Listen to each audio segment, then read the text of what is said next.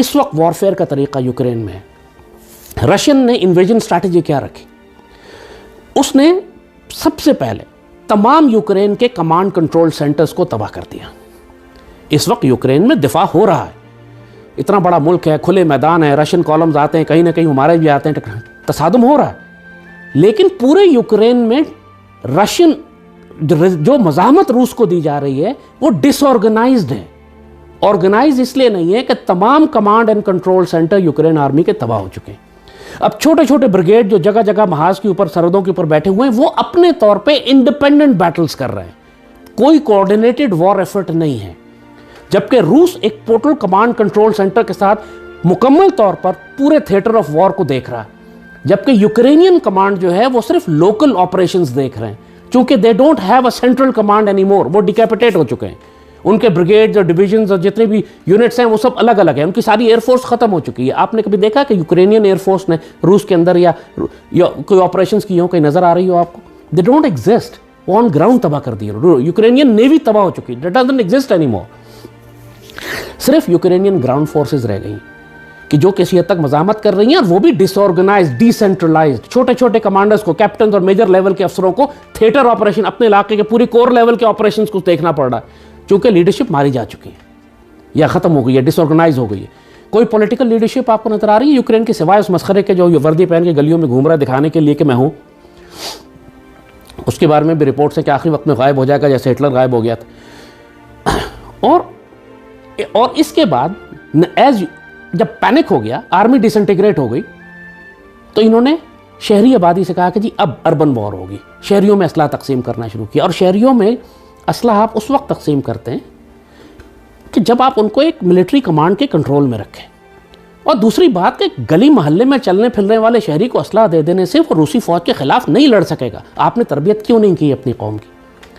आपने अगर फौज छोटी कर दी थी, आपने एटमी हथियार छोड़ दिए थे, तो कम से कम अपनी पूरी कौम को तो मुसल्ला करके, ऑर्गेनाइज करके अपनी फौज के डिसिप्लिन में रखते, मुनज़्ज़म करते, जिस तरह स्विट्जरलैंड करता है। किसी की मजाल नहीं है स्विट्जरलैंड पे हमला करे, क्योंकि everybody is so fiercely armed. Afghanistan में हर शहरी मुसल्ला होता है। आप अपनी कौम को मुनज़्ज़म तो करते, कोई नेशनल कैडेट कोर, कोई कंपल्सरी मिलिट्री सर्विस, कोई ट्रेनिंग, उनको ऑर्गेनाइज करने का काम। नतीजा ये है कि हज़ारों राइफलें वो आम लोगों को पकड़ा रहे हैं। और चूंकि शहरी घबराए हुए हैं, खौफजदा हैं, उनको पता ही नहीं है कि अब क्या करना है, लिहाजा अब केसेस ये हो रहे हैं कि खुद यूक्रेनियन फौज के ऊपर शहरी फायर कर रहे हैं, ये समझ के कि ये रूसी आ गए। कंफ्यूजन है, टोटल केओस और अनार्की मजीद बढ़ गई इस तरीके से, क्योंकि जंग शुरू होने के बाद आप तरबियत नहीं दे सकते लोगों को। Too late. ये काम आपको ज़माने अमन में करना था। पूरे यूक्रेन में फूड सप्लाईज खत्म हो गई, पूरे यूक्रेन में बिजली बंद हो रही है अब जगह जगह पे। अब क्या करें, कहाँ से लाएं?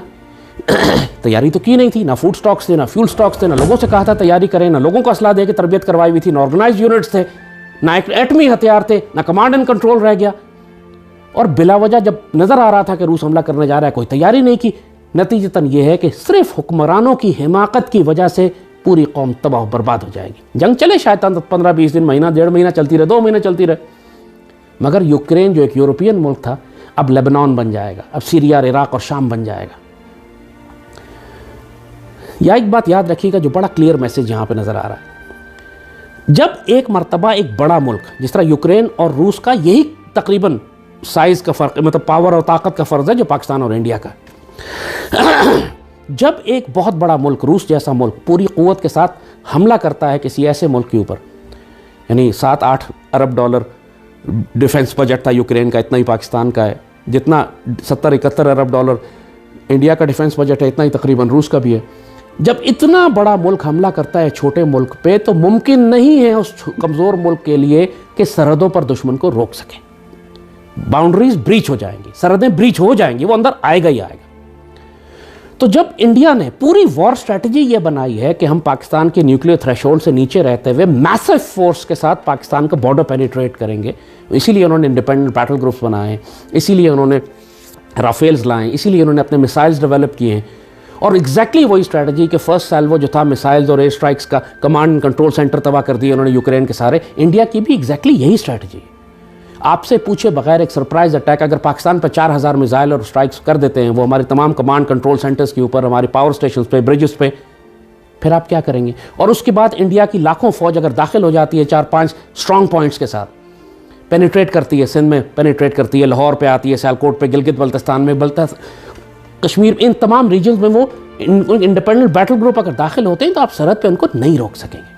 और अगर वो दाखिल होते हैं, फॉर एग्जांपल अगर लाहौर पेनिट्रेट करते हैं, वो तो सीधा DHA में पहुंचेंगे जाकर, बिकॉज DHA फेज 6 फेज 7 जो इस वक्त बिल्कुल BRB कैनाल के ऊपर बना हुआ है, बरकी में बना हुआ। और अगर दुश्मन, जिस बात हमने डिफाइन पहले की थी कि अगर ये हमारी सरहदें ब्रीच करके हमारे अर्बन एरियाज में आ जाते हैं, आप न्यूक्लियर वेपन कहाँ इस्तेमाल करेंगे?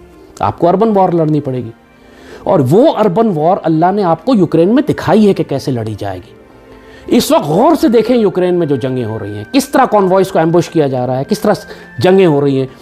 जो आर्मर्ड डिविजन्स हैं वो अर्बन एनवायरनमेंट के लिए डिज़ाइन नहीं होते, उनको फंसाया जा सकता है वहाँ पे, लेकिन आपके पास उस तरह के फिर हथियार होने चाहिए, एंटी टैंक गाइडेड मिसाइल होने चाहिए, ATGM in surface to air missile होने चाहिए। आप अपनी आबादी के, सिविलियन आबादी के भी एक हिस्से को तैयार करें, चंद हज़ार लोगों को तैयार करें जो ATGMs और SAMs इस्तेमाल कर सके। आप सारा प्रेशर आर्मी पे नहीं डाल सकते जिस तरह यूक्रेन के साथ हुआ है, क्योंकि आर्मी पहले हिट होगी, और वही हुआ है यूक्रेन में, वही इंडिया प्लान कर रहा है आपके साथ। ये दुरुस्त बात है, बार बार मैं ये कह रहा हूं कि पाकिस्तान एक एटमी मुल्क है और हम यूक्रेन नहीं हैं। हमारी आर्मी बैटल ट्रेंड है, लेकिन इसके बावजूद हम अपने दुश्मन से इतने नज़दीक हैं, हमारे शहर बाउंड्री से, बॉर्डर से इतने नज़दीक हैं कि दुश्मन ने हमारी इस कमज़ोरी को देखा है, और उस सारी जंगी हिकमत अमली जो उसने बनाई है वो यही देखकर बनाई है कि हम न्यूक्लियर थ्रेशोल्ड के नीचे रहते हुए पाकिस्तान के शहरों में कैसे दाखिल होंगे। और अब हो यही रहा है कि यूक्रेन के अंदर रूसी फौज जगह जगह दाखिल हो चुकी है, और रूसियों ने बराह रास्त उनके कैपिटल पे हमला किया है कि उसको घेरे में लेके हम कैपिटल कैप्चर कर लेते हैं, बाकी इलाके जो हैं उनको हम बाईपास कर लेंगे। ग्राउंड फोर्सेज नीचे से आ रही हैं, लेकिन साथ हेलीबॉर्न एयरबॉर्न ऑपरेशंस करके उन्होंने कीव के आसपास अपने पूरे ब्रिगेड लैंड करने शुरू कर दिए। इंडियंस भी यही प्लान कर रहे हैं, एग्जैक्टली यही मिलिट्री स्ट्रैटेजी है उनकी। और अगर उन्होंने ये डिप्लॉयमेंट, इन्वेजन पाकिस्तान के खिलाफ की, तो हमारी सरहदें ब्रीच होंगी।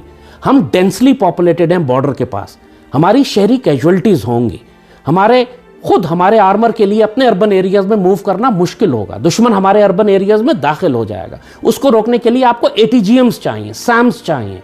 वो अर्बन वॉरफेयर जो सियालकोट के खुले मैदानों में आप पहले 65 में कर चुके हैं, अब नहीं कर सकेंगे क्योंकि बिल्टअप एरिया बहुत ज़्यादा है। ये सब बातें दुश्मन जानता है, और हमारी कमज़ोरियों को, और फिर सबसे बढ़कर यूक्रेन के अंदर रूस ने पहले बागी ग्रुप तैयार किए थे, दहशतगर्द तैयार किए थे। तमाम यूक्रेनियन शहरों के अंदर उनके एजेंट्स मौजूद हैं जो लोगों पर हमले कर रहे हैं, बिजली काट रहे हैं, धमाके कर रहे हैं, कार ब्लास्ट कर रहे हैं। इंडिया ने भी यही किया है पाकिस्तान के अंदर, चाहे TTP हो, BLA हो, MQM हो, गिलगित बल्तिस्तान के अंदर सेपरेटिस्ट मूवमेंट्स हो, पंजाब के अंदर, हर जगह उन्होंने अपने दहशतगर्द बैठाए हुए हैं। 71 में एक मुक्ति बानी थी, आज 10 मुक्ति बानीज़ हैं। और जब इंडिया पाकिस्तान के लिए प्रॉब्लम क्रिएट करे, क्या पाकिस्तान आर्मी पे आज हमले नहीं हो रहे पाकिस्तान के अंदर? क्या हम भारी कैजुअलिटीज़ नहीं दे रहे पाकिस्तान की सरहदों के अंदर? हो रहे हैं ना। तो अगर इंडिया हमला करेगा और पाकिस्तान आर्मी के ऊपर पुश से हमले होने शुरू हो गए, तो फिर हमारी आर्मी कैसे रिस्पॉन्ड करेगी? फिर लोग कैसे डिफेंड करेंगे? फिर पैनिक और कन्फ्यूजन का क्या हाल होगा? उस वक्त हमारी फूड सप्लाई चेन का क्या डिस्टर्बेंस होगा? हमारा फ्यूल कहाँ से आएगा? क्या आपने लोगों को कहा है कि अपने घरों में खुराक और गले के ज़ख़ीरे रखो, छत पे सोलर पैनल रखो? क्या आपने ट्रेन किया है सिविल डिफेंस और नेशनल गार्ड और नेशनल कैडेट कोर जो हुआ करती थी एक ज़माने में? आपने बंद करवा दी 20 साल पहले। किस लिए? हमारे नौजवान टिकटॉक खेलते रहते हैं। फॉर गॉड सेक इनको खींच के निकालो, नेशनल कैडेट कोर की तरबियत करवाओ, डिसिप्लिन करो, ऑर्गेनाइज करो, इनको यूनिट्स में और बटालियन में तकसीम करो ताकि वक्त आने पर काम आ सके। ये सब कुछ क्यों नहीं कर रहे हैं आप?